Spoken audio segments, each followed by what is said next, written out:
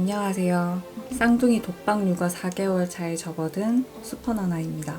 이런 시기가 오기는 할까? 참 수많은 걱정들로 버거웠던 때가 있었는데 그때를 회상하게 됐다니 참 감개무량하고 이제 꽤 살만해진 것 같다는 생각이 드네요. 임신 중에도 그렇고 산후조리원에서도 쌍둥이 독박 육아에 대한 주변 걱정도 많았고 제 스스로도 막연한 두려움에 울기도 많이 울었습니다. 구체적으로 제가 뭘 어떻게 시작해야 될지가 막막하더라고요. 모든 게 다 막막하고 두렵고 걱정스러운 그때를 지금 살고 있을 예비 쌍둥이 엄마 아빠들에게 조금이나마 도움이 되지 않을까 하는 희망으로 저의 쌍둥이 독박 육아 팁을 풀어볼까 합니다. 첫 번째, 산후조리 서비스 최장 기간 활용하기.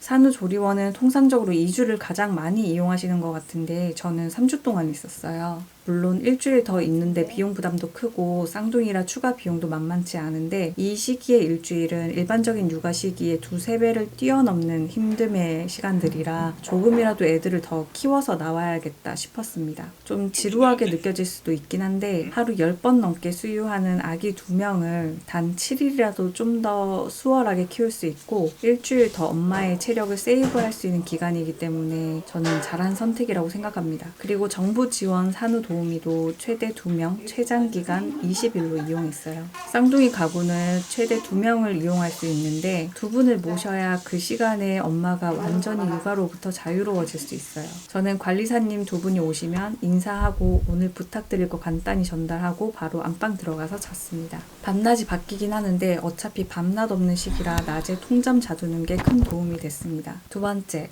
양육자 컨디션 관리하기. 애들 잘 케어하는 것도 중요한데 가장 중요한 건 주 양육자의 컨디션 관리예요. 저는 특별히 체력 관리하려고 보약 같은 걸 먹진 않았는데 체력 딸린다 싶으시면 보약이든 영양제든 잘 챙겨 드시는 게 좋아요. 저는 임신 중에 먹던 종합 비타민이랑 철분, 칼슘을 쭉 먹었고요. 철분은 출산 후에도 최소 1~2달은 먹어야 합니다. 조리원 퇴소 후에 산후관리사님들 오시던 기간이었는데 어쨌거나 주말은 독박이었고 아직 육아에 굉장히 서툰 때였고 설 연휴로 관리사님들도 안 오던 때가 있었는데 이 시기에 감기랑 편도선으로 고생을 정말 많이 했습니다. 편도선이 이렇게도 부을 수 있구나 싶을 만큼 아프기도 아프고 침 삼킬 때마다 편도선이 목구멍을 다 막을 것 같이 이물감도 굉장히 컸습니다. 전에도 체력이 좋은 편은 아니었지만 그래도 잠만 잘 자면 아픈 데 없던 체질이었는데 잠이 부족하니까 면역력이 바닥을 치더라고요. 몸이 안 좋으니까 매일 똑같은 애들 울음소리도 더 짜증스럽게 들리고 애들까지 감기에 걸려서 50일도 안 된 아기 2명 데리고 소아과, 이비인후과 다니다 보니 정말 멘붕이 오더라고요.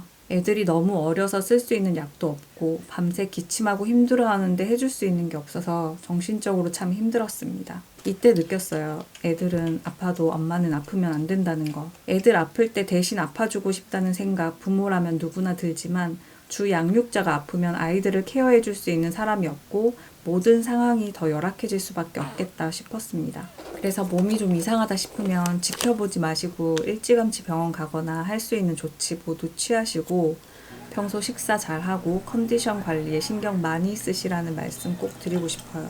세 번째, 울음소리에 익숙해지기. 쌍둥이 독박 육아하면서 애를 안 울린다는 건 말이 안 돼요. 한 명을 수유하고 있으면 나머지 한 명은 울면서 기다릴 수밖에 없거든요. 어설프게 2명 다 케어한답시고 수유 중에 엉거주춤 다가가서 쪽쪽이 물리다가 젖병 떨어뜨리고 쪽쪽이는 제대로 못 물고 결국 둘 다 더 울고 또 한 명 수유 끝내고 나머지 한 명 조금이라도 빨리 먹이려고 트름 덜 시켰다가 먹었던 거 다 토하고 이런 난리를 몇 번 치르고 나서는 이제 나머지 한 명이 울더라도 수유하던 아이한테 집중하고 트름을 더 잘 시킨 다음에 나머지 한 명 수유하고 있습니다. 그리고 아이의 모든 울음에 대응해야 한다는 생각을 버렸어요. 물론 배고플 때, 기저귀 불편할 때, 속이 불편할 때, 아플 때 이런 생존과 직결되는 울음은 해결해준다는 전제하에 놀아달라는 울음이나 졸려서 하는 잠투정에는 매번 대응해주지 않더라도 괜찮다라고 마인드 세팅하고 있어요. 이런 울음에 무감각해지라는 의미가 아니라 뭔가를 하고 있거나 즉각적인 케어를 해줄 수 없는 상황에서 투정 부리는 울음으로 스트레스 받지 말라는 뜻이에요. 생존 울음은 어떻게 구분하냐고요? 그냥 원인이 될 만한 걸 하나씩 체크해보면 됩니다. 수유일지 확인하면서 배고플 시간이 됐는지, 시간이 되지 않았더라도 젖꼭지를 갖다 대면 엄청 빨아댄다든지, 엄마 가슴팍 팔뚝 다 있는 곳 다 빨려고 한다든지, 입을 쪽쪽 대고 젖을 빠는 신용을 한다든지 하면 배가 고픈 거고요. 기저귀가 잔뜩 젖었거나 응아 냄새가 나면 기저귀가 불편한 거고요. 속 불편할 때는 안아서 등 두드려주면 아까 덜했던 트름을 더 하는 경우도 있고, 아픈 건 체온도 재보고 배 마사지도 해보고 아이 상태를 계속 관찰하며 체크합니다. 네 번째, 육아템 적절히 활용하기. 육아는 템빨이라는 말 괜히 나온 말이 아니에요. 필수적이진 않지만 적절하게 활용하면 육아가 좀 더 윤택해질 수 있어요. 전 분유 제조기와 역류 방지 쿠션, 아기 침대 2개를 가장 추천드립니다. 밤 수유 때 애는 울고 젖병 수병으로 눈금 보면서 물량 맞추고 분유 넣다가 잘못 조준해서 바닥에 다 흘리고 이거를 2번씩 하다 보면 평정심 무너집니다. 세척하는 게 더 귀찮을 수 있다 이런 의견 있지만 저는 분유 제조기 정말 만족스럽게 잘 쓰고 있어요. 어쨌거나 버튼 하나만 누르면 물에 녹일 필요도 없이 이미 잘 섞인 분유가 원하는 양만큼 나오고, 깔때기는 여분 하나 더 구입해서 하루 한 번만 세척해주고 있고요. 전체 구성품 세척은 일주일에 한 번 정도만 하고 있어요. 아이 한 명이면 몰라도 쌍둥이면 본전 뽑고도 남을 아이템이라 자부합니다. 어쨌거나 나머지 한 명이 배고프다고 우는 상황에서 세워라 내워라 한 명만 소화시킬 수가 없어요. 그래서 한 명 수유하고 트름 시원하게 하고 나면 역류 방지 쿠션에 눕혀서 마저 소화시킬 수 있게 하고 나머지 한 명 수유 시작합니다. 감기에 걸려서 콧물 때문에 바로 눕히기 걱정스러울 때도 유용했고, 역방쿠는 2개 준비하시는 거 추천드립니다. 아기 침대도 2개 잘 사용하고 있어요. 바닥에서 자는 게 먼지에 취약할 수 있고 무릎이나 허리 같은 엄마 관절 건강에도 좋지 않아서 아기 침대 2개 렌탈했는데 만족스럽습니다. 다만 겨울철이라면 우풍 때문에 창가 쪽은 가급적 피하시고, 불가피하다면 최소 1m 정도의 거리를 두고 사용하시는 게 좋아요. 그 외에 모빌이나 아기 체육관처럼 놀이용품은 1개씩만 준비했어요.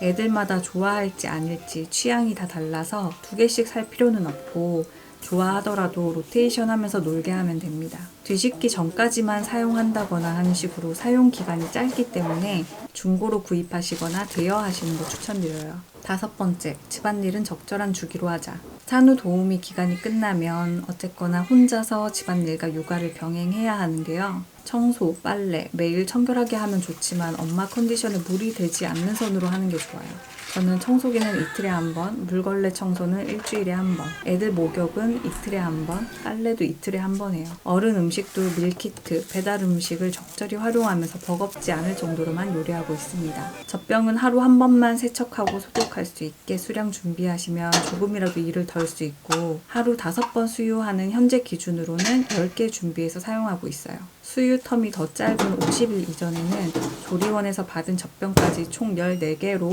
하루 한 번 내지 2번 정도 세척했습니다. 젖병도 부품이 하나라도 적은 게 설거지하기 편하고 모두 같은 제품으로 통일시키는 게 설거지에 좀 더 효율적이에요.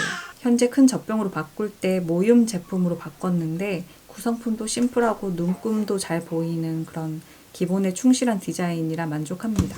6번째, 수면교육 시작하기. 제 경우엔 쌍둥이 육아의 질이 수면교육 전과 후로 나뉩니다. 그만큼 아이와 함께 24시간 자고 깨고 하던 삶이 수면교육을 통해서 엄마의 컨디션과 일상의 회복으로 극적인 변화를 맞이할 수 있는 계기가 되는데요. 아이 중심의 일상에서 부모가 중심이 되는 일상으로 전환하는 중요한 과정이에요. 시기는 생후 6주면 밤낮을 구분하기 때문에 이때부터 시작할 수 있어요. 저는 산후도우미 기간이 끝나고 생후 약 60일경부터 수면교육을 시작했습니다. 저는 하정운의 삐뽀삐뽀 119 소아과 채널을 보면서 수면 교육에 대한 마인드 세팅을 했고요. 팝업법, 쉬닥법 같은 수면 교육을 그대로 따라한다기보다 저와 우리 아이들에게 맞는 방식으로 맞추고 수면 교육에 대한 확신을 갖고 일관성 있게 가는 게 중요하다는 생각으로 진행했어요. 해가 지고 7시, 8시쯤부터 시작해서 목욕, 로션 마사지, 엄마 아빠 동시 수유, 트름하면서 차분히 대화하기, 침대에 눕히고 토닥토닥 해주기, 잘 자라고 인사하고 뽀뽀하고 나오기 순서로 하고 있어요. 수면 장소에서 수면 의식을 진행하고 마음을 차분하게 가라앉힐 수 있게 조명은